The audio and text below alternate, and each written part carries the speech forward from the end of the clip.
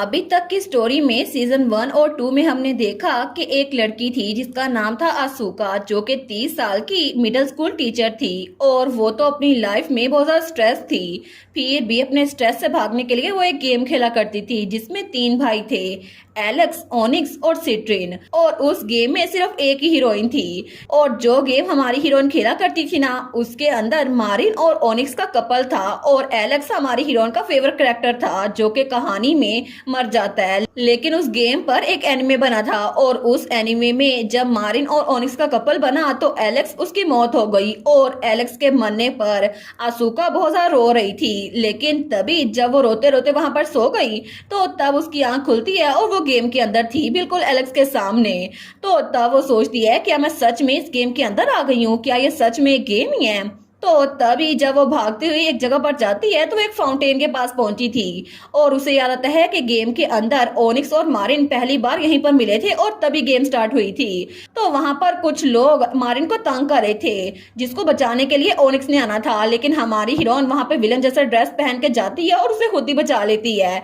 लेकिन असल में उसकी मेड नादिया आई थी उसे बचाने के लिए और हमारी हीरोइन को पता चलता है कि वो है एरिनल, जो कि एक नोबल फैमिली से ताल्लुक रखती है और इस गेम में एक साइड कैरेक्टर है और उसकी फैमिली इतनी मशहूर नहीं है। लेकिन उसकी मेड नादिया वो बहुत ज्यादा स्ट्रॉन्ग है और वही उसको सब कुछ बताती है। लेकिन उसके बाद हमारी हीरोइन को एक बाल में जाने का मौका मिलता है तो उस पार्टी में वो तो रेड सा अजीब सा ड्रेस पहन के जाती है। लेकिन तभी कुछ ऐसा होता है कि तीनों प्रिंसेस की नजर उस पर पड़ती है, लेकिन तीनों प्रिंस ही बहुत हैंडसम थे और थर्ड प्रिंस सिट्रिन वो तो अपने आप को कुछ ज्यादा ही हैंडसम समझता था क्योंकि उस पर सारी लड़कियां मरती थी। लेकिन एरनल उस पर ध्यान नहीं देती तो सिट्रिन सोचता है मुझे इसके साथ फ्लर्ट करना होगा ताकि मुझ पे ध्यान दे सके। लेकिन बाद में हमारी हीरोइन और एलेक्स डांस करते हैं और मारिन ओनिक्स के साथ डांस करती है। लेकिन हमारी एरनल गेम के हिसाब से बार बार कोशिश कर रही थी कि हमारा एलेक्स और मारिन इकट्ठे हो जाए ताकि एलेक्स को मरना न पड़े। लेकिन सिट्रिन भी जानबूझ के एरनल के पीछे जा रहा था ताकि वो एरनल के साथ फ्लर्ट कर सके। और पूरे सीजन 1 और 2 में हमारी हीरोइन तो एलेक्स और मारिन का कपल बनाने पे तुली हुई थी। लेकिन तभी हमें पता चलता है कि एलेक्स उसको कर्ज मिला हुआ है जिसकी वजह से उसके पास जिंदा रहने के लिए सिर्फ कुछ ही महीने बचे हैं। लेकिन एलेक्स चाहता था कि उसके मरने के बाद उसका छोटा भाई ओनिक्स वो किंग बन जाए। इसी वजह से वो अपने फादर से कह के ये ऐलान करवाता है कि सेंटस मारिन जिससे भी शादी करेगी ना वो ही किंग बनेगा, क्योंकि उसे पता था कि वो तो नहीं बचने वाला। लेकिन हमारी एरनल ये बात सुनते ही और जरा कोशिश करती है कि मारिन वो जानबूझ के हमारे एलेक्स से शादी करे जिसकी वजह से उसे किंग बनना पड़े।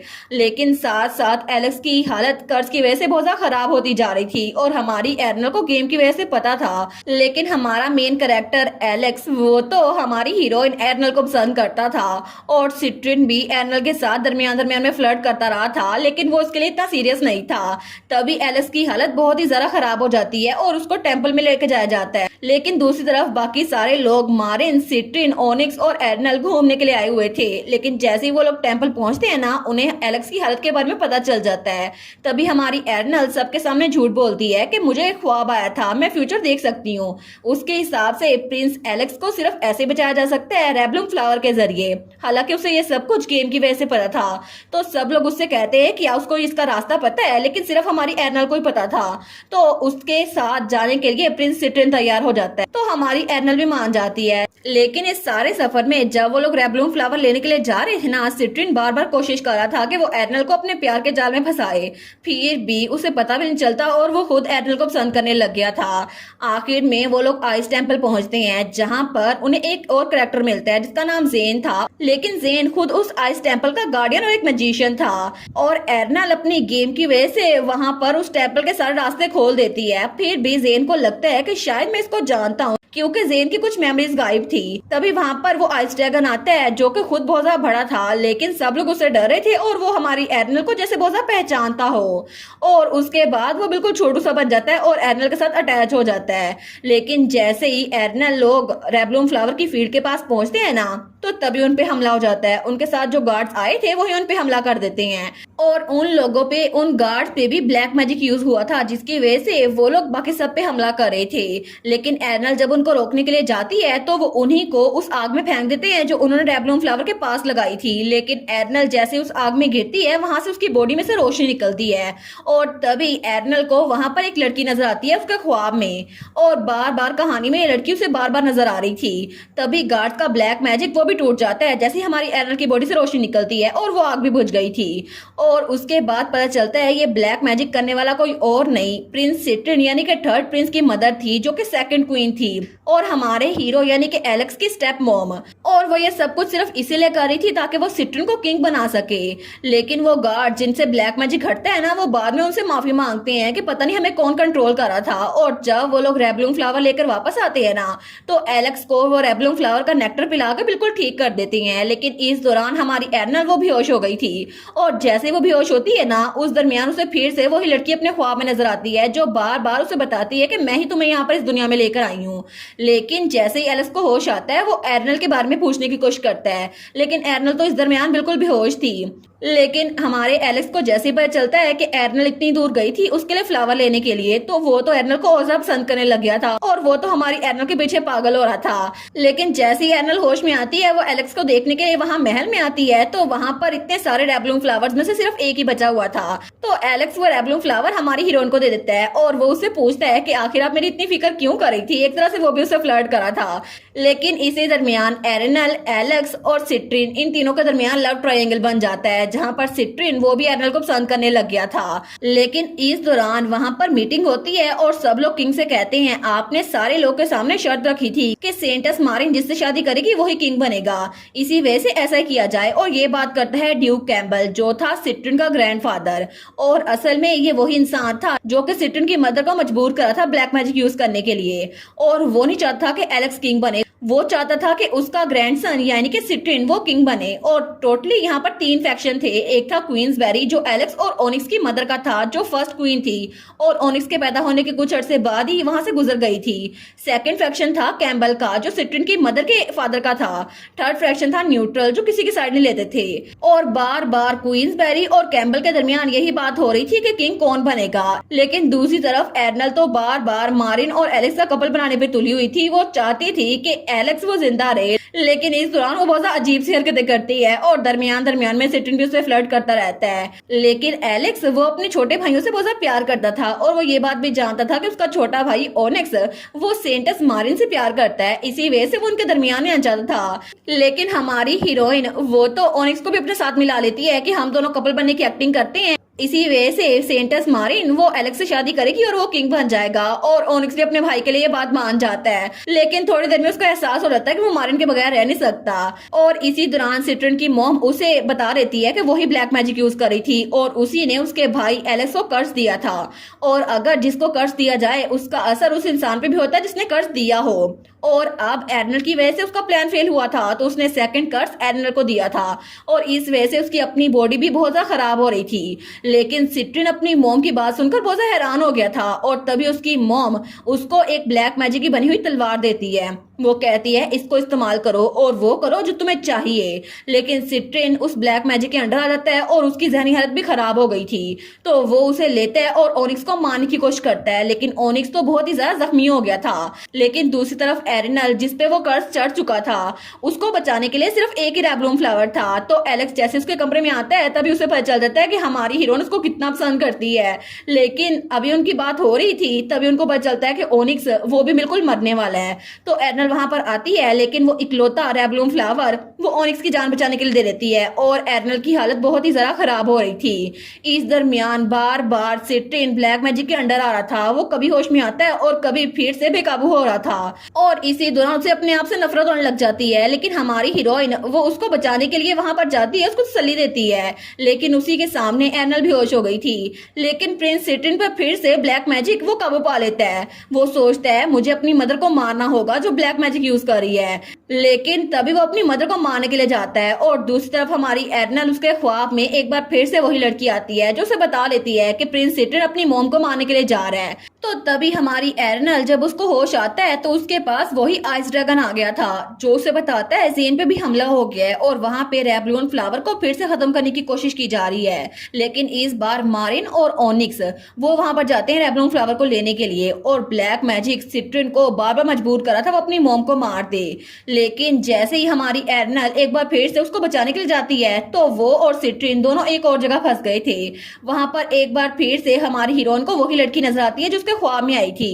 वो उसे कहती है कि सिट्रिन की मॉम ओपल उसकी मेमोरीज उसको रीसेट करना है, वहां पर कुछ अच्छी मेमोरीज भरनी है। और तब जब उनकी मेमोरीज में गए थे तो सिट्रिन और हमारी हीरोइन वो दोनों मिलकर लेडी ओपल सेकंड क्वीन उसकी मेमोरीज को सेट करते हैं जिसकी वजह से उसकी मेमोरीज अच्छी हो गई थी और वो खुद भी बड़ी अच्छी इंसान बन गई थी।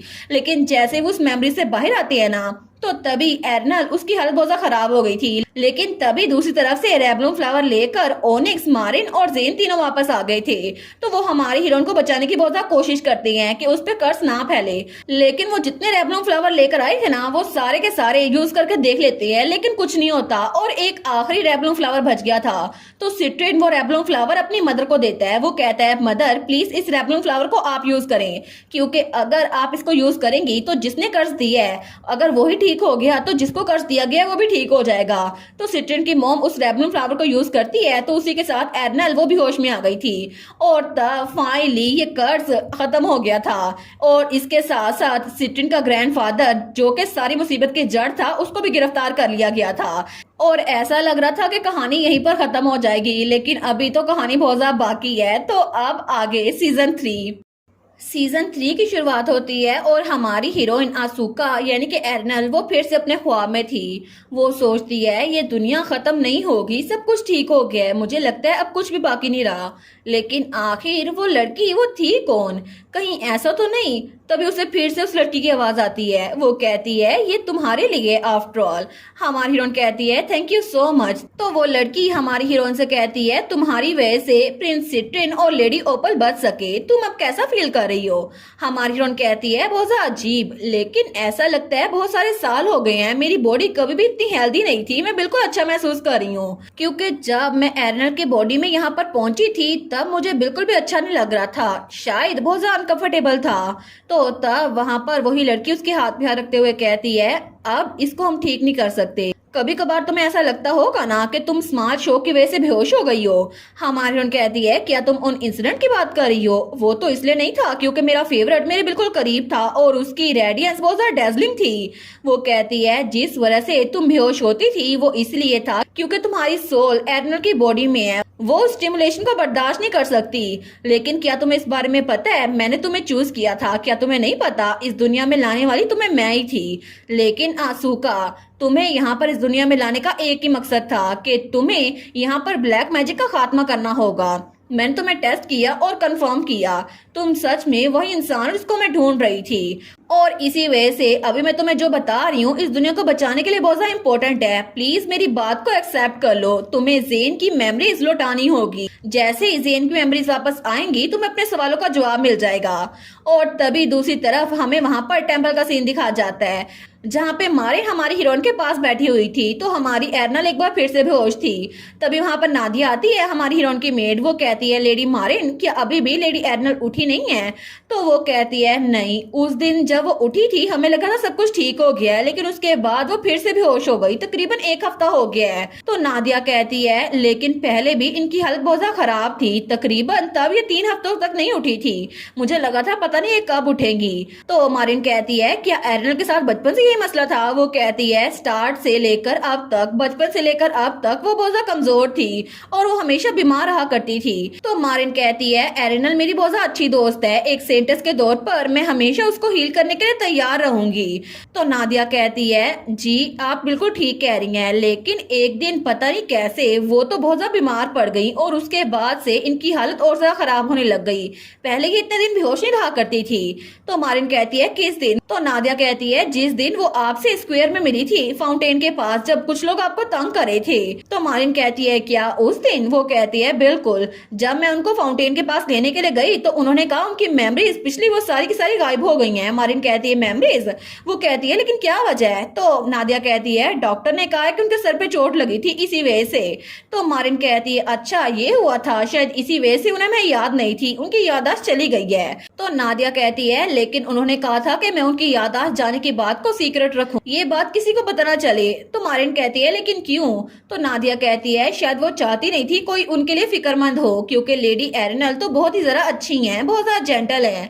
मारिन कहती है बिल्कुल मैं जानती हूँ, उन्होंने तो अपनी जिंदगी की फिक्र नहीं की और तीनों प्रिंस की जान बचाई थी। वो तो मेरी बहुत ज्यादा अच्छी दोस्त थी, जब मुझे कोई चीज समझ नहीं आती थी वो मुझे हर एक चीज समझाती थी, लेकिन तब उसकी आंखों में आंसू आ रही थी। वो आहिस्ता आवाज में कहती है इस बार मैं आपकी परेशानी को कम करना चाहती हूँ। लेकिन जैसे उसका आंसू एर्नल के हाथ पे गिरा था तो एर्नल उठ जाती है। वो कहती है लेडी मारिन? तो मारिन कहती है लेडी एर्नल आप ठीक हैं? तो वो कहती है तुम कैसा फील कर रही हो और तुम्हें अपनी आंखों में आंसू लाने की जरूरत नहीं है, तुम रोती हुई बिल्कुल अच्छी नहीं लगती।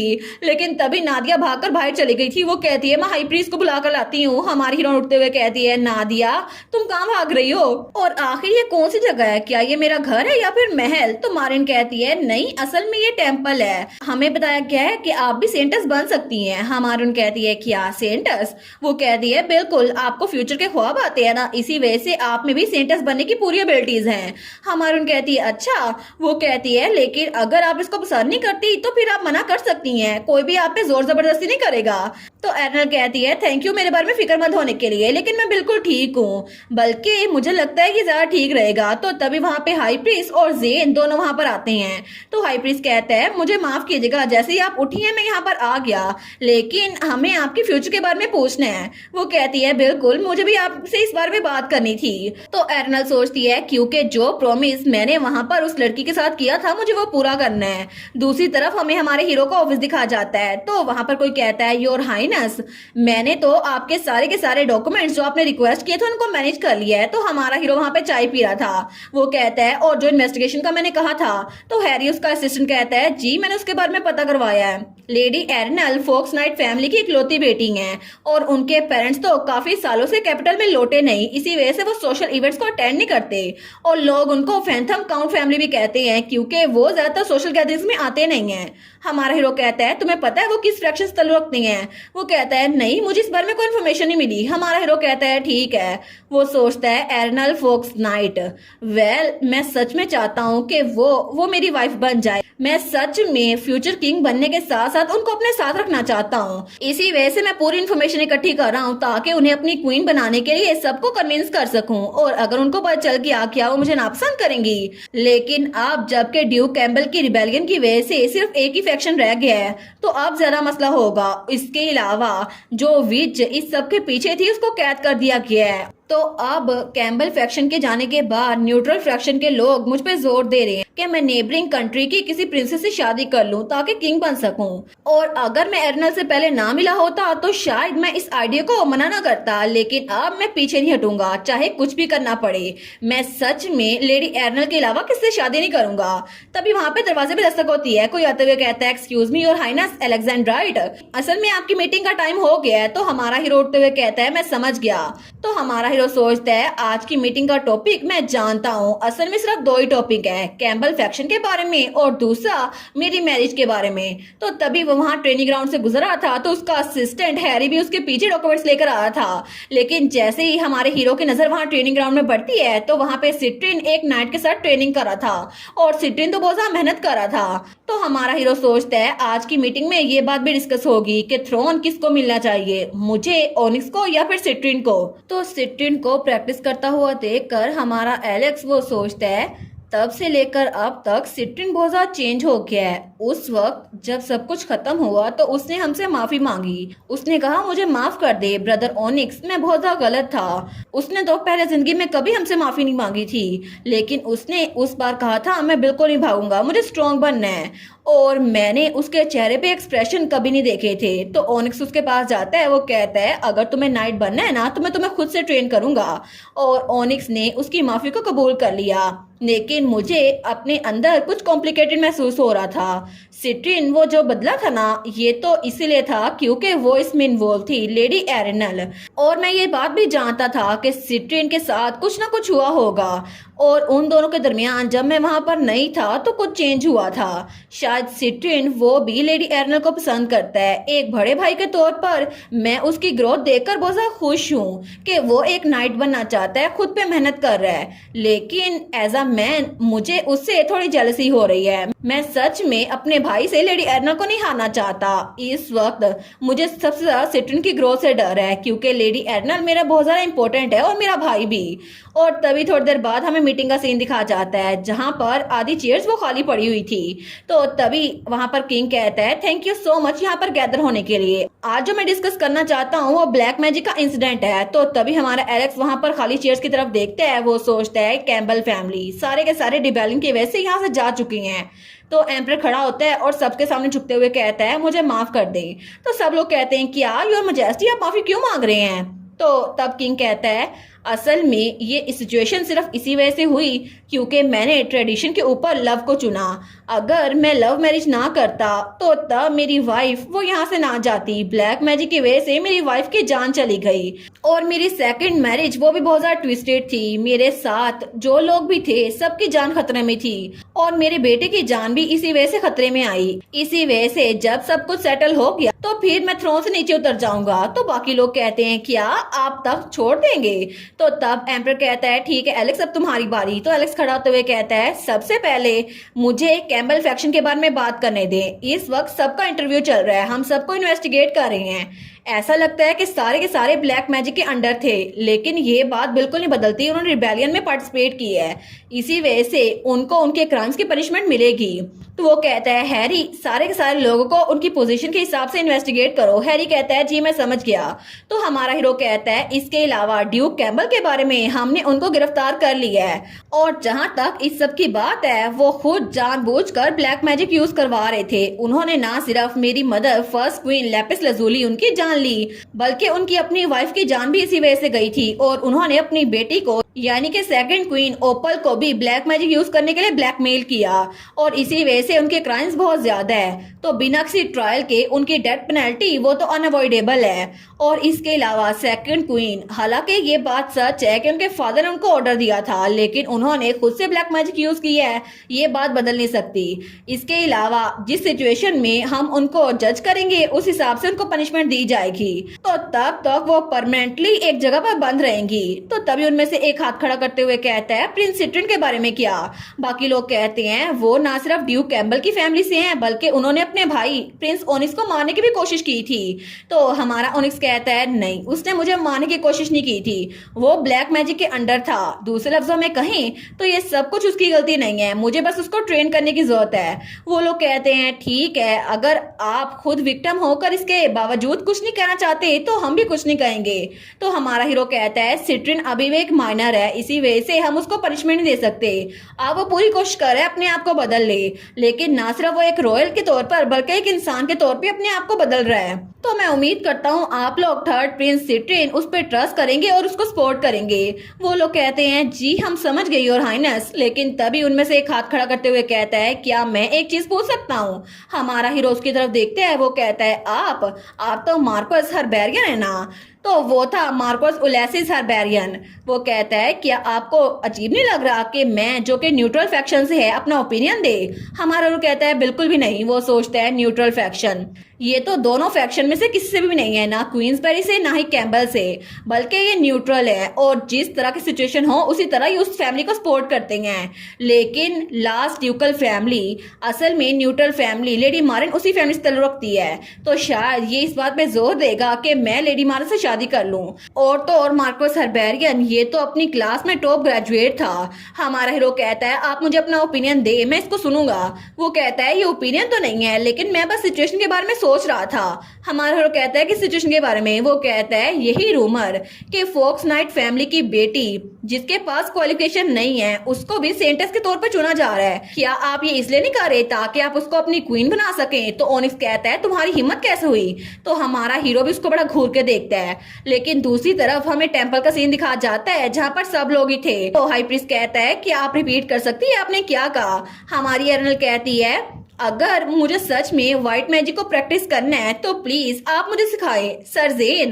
तो हमारी एरनल कहती है मुझे सच में व्हाइट मैजिक आपसे ही सीखना है ताकि मैं मेमोरीज को वापस ला सकूं, प्लीज मुझे सिखाएं सर ज़ेन। तो ज़ेन उसकी तरफ देखता है। वो कहता है सच में क्या आप मुझसे सीखना चाहती हैं? तभी हाई प्रीस्ट कहता है ये बात सच है कि उसे व्हाइट मैजिक आता है, लेकिन अगर आपको सिखाने की बात है तो हमारी हीरोइन कहती है ज़ेन की मेमोरीज वो पहले ही खो चुकी हैं तो उसकी अपनी आइडेंटिटी अननोन है। इसी वजह से मुझे नहीं लगता कि वो चर्च पे या बाकी लोगों पे बिल्कुल भी खतरा होगा। इसी वजह से अगर आपको कोई भी फिक्र है ना तो सेंट कैंटोड के इंस्ट्रक्टर के तौर पर मैं उनको अपॉइंट करना चाहूंगी। क्या ये ठीक नहीं रहेगा? तो हमारी एरनल उसके सर पे अभी भी वो छोटा सा ड्रैगन बैठा हुआ था, बड़ी क्यूट लग रही थी। लेकिन तभी हाई प्रीस्ट ज़ेन की तरफ देखता है। वो कहता है क्या आपने ये भी एक ख्वाब में देखा था? हमारी हीरोइन कहती है अगर मैं आपको बता दूं मैंने ख्वाब में देखा था क्या आप यकीन कर लेंगे? वेल जो पहली चीज मुझे करनी है वो है ज़ेन की मेमोरीज को वापस लाना। इसी वजह से मैं मैजिक उनसे सीखूंगी और उन्हीं पे वो मैजिक यूज करूंगी, क्योंकि एरनल के ख्वाब में उस लड़की ने सबसे पहली बात यही की थी अगर तुम उसकी मेमोरीज को वापस ले आओ तो तुम्हें बहुत सारे सवालों के जवाब मिल जाएंगे। वो सोचती है मुझे वो करना ही होगा क्योंकि उसने मुझे करने के लिए कहा है। तो हमारी हीरोइन कहती है प्लीज मैं चाहती हूँ कि आप मुझे मैजिक सिखाएं ताकि मैं इसको यूज कर सकूं। तो हमारी एरनल सोचती है क्योंकि अगर मैं इसकी मेमोरीज को वापस ले आई तो फिर ब्लैक मैजिक भी खत्म हो सकता है। लेकिन दूसरी तरफ मीटिंग खत्म हो गई थी। तो तब हमारे हीरो का सबऑर्डिनेट हैरी कहता है आज की मीटिंग कितनी डिफिकल्ट थी ना। मार्कस हर्बेरियन वो तो सच में बहुत ही जरा अजीब बातें कर रहे थे। उनको आखिर आपकी क्वीन के लिए ये बातें कहने की क्या जरूरत थी? तो हमारा एलेक्स कहता है हैरी तुम्हें अभी भी पॉलिटिक्स की डार्कर साइड की समझ नहीं आई क्या? तुम्हें भी सिट्रिन के साथ लेक्चर अटेंड करने के लिए रखवा दूं? वो कहता है क्या सर क्या सच में मैंने कुछ अजीब कह दिया? हमारा हीरो सोचता है हैरी एक प्योर मैन है उसको इतना कुछ नहीं पता इसी वजह से उसने नोटिस नहीं किया, लेकिन उलेसिस हर्बेरियन वो असल में ये सब कुछ मुझे सुना रहा था। उसका कहने का मतलब है कि मुझे लेडी एरनल को क्वीन नहीं बनाना चाहिए क्योंकि हर्बेरियन मार्कस फैमिली वो तो जनरेशन से अपने वेल वर्स्ड गवर्नर्स के लिए बहुत सा मशहूर है और उन सब में ये तो बहुत एक्सेप्शनल है क्योंकि ये अपनी क्लास में टॉप ग्रेजुएट हुआ था। अब जबकि कैम्पबेल फैक्शन निकल चुका है तो क्वींसबेरी फैक्शन के मुकाबले में न्यूट्रल फैक्शन ही आएगा। इसका मतलब है कि ये मुझे अब मजीद बहुत ज्यादा टक्कर देने वाला है। और इन सब के दरमियान उसने मेरी मैरिज की बात की, लेकिन वो रॉयल फैमिली की मैरिज को यूज करते हुए जानबूझकर जरूर कुछ ऐसा ट्राई करने की कोशिश करेगा जिस वजह से न्यूट्रल फैक्शन को फायदा हो। लेकिन अभी लेडी एरनल वो तो चर्च में बेहोश है, मुझे नहीं पता वो कब होश में आएंगी। मैं उनसे मिलने के लिए भी गया लेकिन अभी तक वो होश में नहीं आई। और अगर इस सब के दरमियान उसने लेडी एरनल को इस्तेमाल किया तो फिर वो सोचता है पहले उनकी हालत बहुत खराब हो गई थी, लेकिन तभी जैसी एरनल की हालत वो सोचता है उसको तो बहुत ही ज्यादा बुरा लग रहा था। वो सोचता है काम डाउन, अगर मैंने अपने आप को संभाला नहीं तो फिर मैं कुछ नहीं कर सकता। वो मार्कस हर्बेरियन वो मुझे प्रोवोक कर रहा है, मुझे उससे जीतना होगा। तो तब हमारा हीरो सोचता है तब मैंने उसकी बात का जवाब देते हुए कहा था किंग की वाइफ वही बनेगी जो सेंटस की क्वालिफिकेशन रखती हो। तो तब हमारे हीरो की बात सुनकर वो हंसते हुए कहता है अच्छा बस आप इस बात का ध्यान रखिएगा कि अगली जनरेशन किंग की वो किसी वुमेन के जरिए कंज्यूम ना हो जाए और अपनी गवर्नेंस को भूल जाए, क्योंकि अगर ऐसा रहा तो मैं आप पे नजर रखूंगा योर हाइनेस। लेकिन उसने तो हमारे हीरो को खुली धमकी दी थी। तो हमारा हीरो सोचता है कैम्पबेल फैक्शन के जाने के बाद अब न्यूट्रल फैक्शन वो हमारे पीछे पड़ गई है। इसके बावजूद भी एलेक्स मैं सच में चाहता हूँ मैं कोई ऐसी लाइफ गुजारूं जिसमें एरनल मुझे एलेक्स कहकर बुलाए और मैं उनके साथ रहूं। इसी वजह से मैं उनके लिए कुछ भी कर सकता हूँ। तभी दरवाजे पे दस्तक होती है, कोई आते हुए कहता है एक्सक्यूज मी क्या मैं आ सकता हूँ? हमारा हीरो कहता है तुम तो वही गार्ड थे ना जो मैंने चर्च भेजा था लेडीज को गार्ड करने के लिए? वो कहता है जी मैं आपको रिपोर्ट देने के लिए आया हूँ कि लेडी एरनल आज सुबह उठ चुकी हैं। हमारा हीरो कहता है सच में? वो कहता है डॉक्टर ने एग्जामिनेशन की है और पता चला उनको कोई मसला नहीं है तो वो कल से सेंटेंस बनने की तैयारियां शुरू कर देगी। हमारा हीरो कहता है अच्छा ठीक है। तो वो वहां पर लेटर लिख रहा था। वो कहता है मैं मैं अभी वापस चलता हूँ, अगर आपको मुझे कुछ देना है तो बता दें। हमारा हीरो लेटर लिखते हुए कहता है 1 सेकंड रुको। तो वो हमारी एरनल को लेटर लिख रहा था। वो कहता है ये लेटर माई लेडी को दे देना। तो उसका गार्ड कहता है जी मैं समझ गया, लेकिन जैसे वो जाने लगता है हमारा हीरो कहता है 1 मिनट रुको। वो कहता है क्या हुआ योर हाइनेस। तो हमारा हीरो कहता है तुमने तो सिट्रिन के मामले में हमारी बहुत ज्यादा हेल्प की थी। वो कहता है क्या क्या बात कर रहे हैं। हमारा हीरो कहता है उस वक्त जब सिट्रिन ब्लैक मैजिक के अंडर था ना, तो तुमने उसके अटैक को डॉज कर लिया और तुमने उसको संभाला। अगर तुम उसको काम डाउन ना करते तो सिट्रिन हर किसी को मार चुका होता, अपने आप को भी। इसी वजह से मेरे छोटे भाई को बचाने के लिए थैंक यू सो मच। और हमारा हीरो तो बड़ा हैंडसम लग रहा था, तो उसको देखकर वो गार्ड उसके दिल में तो तीर चल रहे थे, लेकिन वो उसके सामने कहता है नहीं कोई बात नहीं योर हाइनेस, और आपको सर्व करना तो मेरे लिए प्राइड की बात है। वो कहता है ठीक है मैं चलता हूँ। तो हमारा हीरो स्माइल कर रहा था। तो तभी वहां पे हैरी बैठा था, हमारे हीरो का असिस्टेंट। वो कहता है क्या ये ठीक नहीं होगा कि आप खुद लेडी एरनल के पास जाएं। वो कहता है पहले मैं काम को खत्म करूंगा, उसके बाद लेडी के पास जाऊंगा जिन्होंने अपनी जान मेरी वजह से खतरे में डाली। तो हैरी कहता है लेकिन मैं तब से एक बात सोच रहा था, आप लेडी एरनल को लेडी कह के क्यों बुलाते हैं, आप उनका नाम क्यों नहीं लेते। हमारा हीरो थोड़ा फ्लिंच होता है। वो कहता है आप तो लेडी मारिन को भी उनका नाम लेके बुलाते हैं, लेकिन लेडी एरनल का नाम क्यों नहीं लेते। तो हमारा हीरो उसके पास आता है और बहुत सारे डॉक्यूमेंट रख देता है। वो कहता है लगता है तुम्हारे पास सोचने के लिए बड़ा टाइम पड़ा है, जरा इन डॉक्यूमेंट्स को देखो तो सही। वो कहता है योर हाइनेस ये तो बहुत ज्यादा है, लेकिन हमारा हीरो वहां से निकल गया था। वो वहां दरवाजे के बाहर आकर सोचता है उनका नाम, सच में मैं भी उनका नाम लेना चाहता हूँ, लेकिन जब भी मैं उनका नाम लेने की कोशिश करता हूँ तो मेरी हार्ट बीट बहुत ज्यादा हो जाती है। इसी वजह से वो तो बहुत ज्यादा ब्लश कर रहा था और कितना हैंडसम लग रहा था। वो कहता है एक दिन जरूर आएगा जब हम दोनों इकट्ठे होंगे और मैं उनका नाम लेकर बुलाऊंगा, और उस दिन वो भी मेरा नाम लेकर मुझे बुलाएंगी, लेकिन अभी के लिए मुझे ट्रायल पे फोकस करना चाहिए। और तब वो आगे जाते हुए सोचता है मुझे उनके बारे में फिक्र हो रही है, लेकिन अभी के लिए मुझे थोड़ी मेहनत करनी होगी, क्योंकि सिट्रिन भी अपने आप को प्रूव करने की कोशिश कर रहा है। तो मुझे भी पूरी कोशिश करनी होगी कि मैं अपनी फैमिली को प्रोटेक्ट कर सकूं, चाहे कुछ भी हो जाए। लेकिन मसला ये है कि मुझे सेकंड क्वीन उनके बारे में भी कुछ करना होगा, जिन्होंने मुझे कर्ज किया था, जिसकी वजह से मैं बिल्कुल मरने वाला था। तो तब हमारा हीरो उस साइड पर जा रहा था जहाँ पे सेकंड प्रिंस को कैद करके रखा गया था। वो सोचता है वेल मुझे उनसे बात करनी चाहिए, मुझे अपनी आंखों के सामने उनको देखना चाहिए, मुझे कंफर्म करना होगा वो सच में बदल गई हैं या फिर नहीं। मैं इतनी दूर आ तो गया हूँ, लेकिन उन्होंने मुझे मारने की कोशिश की थी, फिर भी मेरा दिल अनसेटल्ड है। लेडी एरनल वो तो लेडी ओपल को बचा रही थी, लेडी ओपल तो लेडी एरनल से माफी मांग रही थी, इसी वजह से मुझे जाकर खुद चेक करना होगा। तो तब वहां पे एक गार्ड खड़ा था। वो कहता है सेकंड क्वीन मैं उनसे मिलने के लिए आया हूँ, उनसे कहो मैं आ गया हूँ। वो कहता है जी आप अंदर आ जाएं। लेकिन हमारा हीरो सोचता है मेरे फादर ने यहाँ पर सिर्फ एक गार्ड अपॉइंट की है, शायद उनका अपनी वाइफ के लिए ये रहमदिली का मुजाहरा है। लेकिन तभी वो गार्ड दरवाजा खोलता है तो हमारा हीरो अंदर आते हुए कहता है एक्सक्यूज मी। लेकिन जैसे उसकी नजर सामने पड़ी थी ना, तो वहां पर तो एरनल की बहुत ज्यादा खूबसूरत पेंटिंग्स थी और उसको बना रहा था सेकंड क्वीन। तो वहां पर एक ही मेड थी, तो पूरे कमरे में एरनल की पेंटिंग्स ही थी। लेकिन सेकंड क्वीन कहती है टीचर की ब्यूटी तो कभी भी इतने छोटे से रंगों में आ ही नहीं सकती। तो वहां पे मेड कहती है ये जब से यहाँ पर आई है ना तब से ये ड्रॉ किए जा रही हैं। तो हमारा हीरो कहता है अच्छा मैं समझ गया। लेकिन जैसे उसकी नजर एक और पेंटिंग पे पड़ती है तो एरनल तो बहुत ही ज्यादा प्यारी लग रही थी वहां पर। वो सोचता है मैंने कभी इमेजिन नहीं किया था कि सेकंड क्वीन के पास ये टैलेंट है। लेकिन तब एरनल की पेंटिंग को देखकर वो ब्लश करा था। तो तभी वहां पर मेड कहती है लेडी ओपल आपसे मिलने के लिए प्रिंस अलेक्जेंड्राइड आए हैं। तो तभी लेडी ओपल सेकंड क्वीन उसकी तरफ देखती है। वो कहती है योर हाइनेस। तो हमारा हीरो उनकी तरफ देखता है। वो सोचता है क्या ये सच में हमेशा से इतनी जेंटल थी या फिर लेडी एरनल से मिलने के बाद ऐसी हुई हैं। लेकिन इन्होंने फिर भी मुझ पे ब्लैक मैजिक यूज किया था, तो मुझे इस सिचुएशन में क्या करना चाहिए। वो कहता है क्या आपने मुझे मारने के लिए कर्ज इसलिए यूज किया था ताकि सिट्रिन को किंग बना सके। तो लेडी ओपल कहती है मुझे माफ कर दें, मुझे सच में माफ कर दें, मुझे ऐसा नहीं करना चाहिए था। मैं सच में माफी मांगती हूँ, मेरे पेरेंट्स ने मुझे फोर्स किया था, वरना मैं कभी ब्लैक मैजिक यूज ना करती।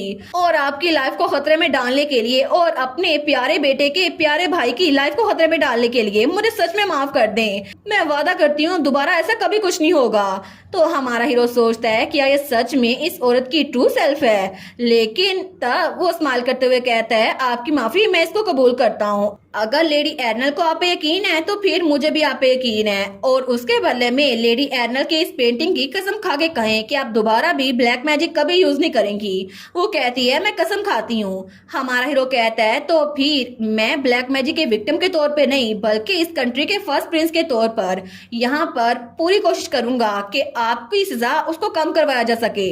ऑफ कोर्स सिट्रिन के ट्रायल के लिए भी मैं पूरी कोशिश करूंगा कि उसको गिल्टी साबित ना किया जाए। वो कहती है your highness thank you so much. उसकी आंखों में तो आंसू आ रहे थे। वो कहती है थैंक यू सो मच आपकी काइंडनेस के लिए, थैंक यू सो मच मेरी बेटे की जान बचाने के लिए। तो तब उसकी मेड उसको चुप करवा रही थी। तो हमारा हीरो हमारी हीरोइन की पेंटिंग की तरफ देखकर सोचता है क्या आप यही चाहती थी, है ना। लेकिन वो एर्नल की पेंटिंग की तरफ देख रहा था। तो तभी वो स्माइल करता है और कहता है सेकंड क्वीन वापसी में क्या आप मेरी विश को पूरा करेंगी। तो सेकंड क्वीन कहती है क्या। हमारा हीरो स्माइल करता है और तब थोड़ी देर के बाद उसके हाथ में हमारी हीरोइन की छोटी सी पेंटिंग थी। तो वो तो लेडी ओपल से उसकी पेंटिंग बनवा कर लेकर आया था और वो भी स्माइल कर रहा था। वो सोचता है अगर मैं उनसे ऐसे नहीं मिल सकता ना तो कम अज कम मैं उनकी फोटो को तो अपने पास रख सकता हूँ ना, क्योंकि उनके कमरे में तो मेरी फोटोज पूरी ज्यादा थी और उन्होंने मुझसे माफी मांगी थी कि मैं तो आपके थोड़ा करीब होना चाहती हूँ इसी वजह से। लेकिन ऐसा लगता है कि उनकी और मेरी फीलिंग सेम है। तो तभी वो उस फोटो को देखता है और उसको अपने पास करते हुए कहता है मैं भी बहुत जल्द आपसे मिलना चाहता हूँ और मेक श्योर करना चाहता हूँ कि आप बिल्कुल ठीक रहें। और उसके बाद ट्रायल कैम्बल फैक्शन के खिलाफ शुरू हो गया और उसमें वो सारे नोबल जिनको मैनिपुलेट किया गया था उनको उनके हिसाब से सजा मिली। लेकिन हमारा हीरो भी वहां पर था। वो सोचता है सबको वार्निंग दी गई, अगर फ्यूचर में उन्होंने कुछ भी ऐसा किया तो उनको डेथ पेनल्टी मिलेगी। लेकिन सिट्रिन वो वहां पर अकेला खड़ा नहीं था। उसने अपने ग्रैंडफादर उनके खिलाफ गवाही दी और उसने अपनी मदर सेकंड क्वीन के खिलाफ भी विटनेस का काम किया। लेकिन उसने सच्चे दिल से वहां पे माफी मांगी। उसने कहा कि मैं अपनी सजा को कबूल करूंगा और हमेशा के लिए ब्लैक मैजिक से दूर रहूंगा। वो सोचता है सिट्रिन सच में चेंज हो गया है। मुझे लगता है कि वो कभी भी इतना मैच्योर नहीं था जितना अब लग रहा है। तो तभी सिट्रिन की नजर हमारे एलेक्स पे पड़ती है। तो तब वो हमारे एलेक्स को देखकर स्माइल करता है। वो सोचता है शायद इसको मैं ही अभी नोटिस कर रहा हूँ लेकिन मेरा भाई सच में बड़ा हो गया है, शायद इसी वजह से क्योंकि उनके साथ लेडी एर्नल थी। तो तभी वो सोचता है नहीं अपने आप पे काबू पाओ, अभी इन बातों के बारे में सोचने का टाइम नहीं है। अगर सिट्रिन की इनोसेंस को प्रूव करना है और सेकंड क्वीन उनकी सजा को कम करवाना है तो मुझे पूरी कोशिश करनी होगी ताकि इसके बाद मैं लेडी एर्नल से बिल्कुल एतमाद से मिल सकूं। तो सेकंड क्वीन यहाँ पर आई थी और ट्रायल खत्म हो चुका था। लेकिन तभी वहां पर मार्कोस हर्बेरियन भी था जो कि उनको देखकर स्माइल करा था और तब किंग ने भी अपना डिसीजन सुना दिया था। तो सेकंड क्वीन रो रही थी। वो सोचता है एक बार ये सब कुछ खत्म हो गया ना तो मैं लेडी एर्नल को बताऊंगा मैं उनके लिए कैसा फील करता हूँ और इस तरह ये सारी चीजें ये आखिर में खत्म हो ही जाएंगी। तो तब जैसे ट्रायल खत्म हुआ था ना तो हैरी कहता है योर हाइनेस आप कहाँ पर जा रहे हैं। तो हमारा हीरो वो बग्गी में बैठा हुआ था। वो कहता है मैं माई लेडी से मिलने के लिए जा रहा हूँ, बहुत इंपॉर्टेंट बात करनी है, बाकी काम तुम संभाल लेना। वो कहता है माई लेडी मतलब लेडी एर्नल। वो कहता है योर हाइनेस रुक तो जाए, लेकिन उसकी बग्गी चली गई थी। तो हमारा हीरो सोचता है फाइनली मैं इतने दिनों के बाद फाइनली आपसे मिल ही पाऊंगा, मुझे आपसे अपनी फीलिंग कन्फेस करनी है। लेकिन दूसरी तरफ हमारी एर्नल वो वहां पर जेन के सर पे मैजिक कर रही थी और तभी जैसे वो मैजिक पूरा होता है तो जेन उसकी मेमोरीज वापस आ गई थी। वो कहता है तो ये इस तरह था, असल में मेरी मेमोरी सील करने वाला और कोई नहीं आप ही थी। लेडी एर्नल आपने ही मुझे आइस टेम्पल का गार्डियन बनाया था ताकि मैं आपको प्रोटेक्ट कर सकूं, है ना। और तब उसकी आंखों में आंसू थे। तो वो रोते हुए कहता है लेडी एर्नल मेरी बिलव्ड गॉडेस आपने मुझे सब कुछ सिखाया था, अब मुझे अपनी सारी की सारी मेमोरीज वो वापस आ चुकी हैं। मुझे याद आ गया कि मैं कौन था और मुझे याद आ गया कि आप मेरे लिए क्या थी। और इसी के साथ ये वाला पार्ट यहीं पर ख़त्म। तो आप लोग बताइएगा आप लोग को ये पार्ट कैसा लगा और वीडियो को लाइक और चैनल को सब्सक्राइब लाजमी कीजिएगा। बाकी वीडियोस का लिंक भी स्क्रीन पर नज़र आ रहा होगा तो काइंडली उनको भी चेकआउट कर ले। और thank you so much for watching my videos. Stay safe, bye bye.